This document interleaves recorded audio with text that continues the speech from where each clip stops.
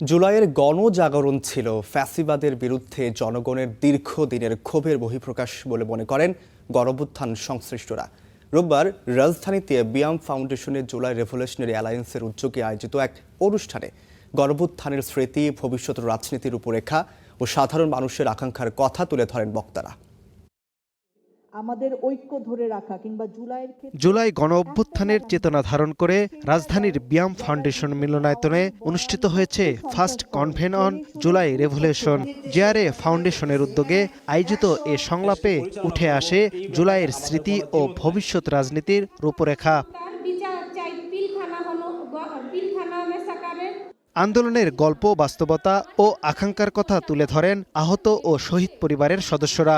স্বৈরাচারের বিরুদ্ধে গণতন্ত্র পুনরুদ্ধারের আন্দোলনে বক্তারা জুলাই বিপ্লবের মধ্য দিয়ে অর্জিত দেশের এই নতুন যাত্রায় তরুণ সমাজ ও দেশের সচেতন নাগরিকরা অগ্রণী ভূমিকা পালন করবে বলে আশা প্রকাশ করেন। দলবদ্ধ হয়ে থাকি, হাসিনা একটা ভিতুর ডিম, কি করবে? এই যে তার দোসরগুলো আছে, তাও ধরেন দয়া দাক্ষিণার মধ্যে আছে। জুলাই স্মৃতিস্তম্ভে শহীদদের নাম কেন পায়ের নিচে, এমন প্রশ্নের জবাব দিয়েছেন সাবেক উপদেষ্টা মোস্তফা সরোয়ার ফারুকী।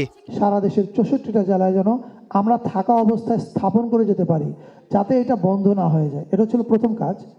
সো আমার মূল কাজটা ছিল এই ধারণাটা, এই কনসেপ্টটা তাদেরকে দেয়া। বাকি কাজটা করেছে স্থানীয় সরকার মন্ত্রণালয়।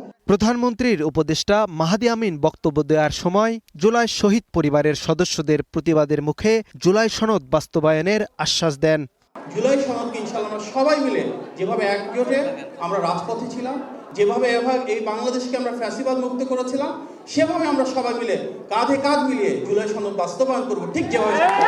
নতুন বাংলাদেশ বিনির্মাণে বৈষম্যহীন সমাজ গঠন এবং আইনি শাসন প্রতিষ্ঠার পাশাপাশি ঐক্যবদ্ধ থাকার আহ্বান জানান অতিথিরা। আমরা কখনো মুক্তি পেতে পারি? Akhtaruzzaman, star news, Dhaka.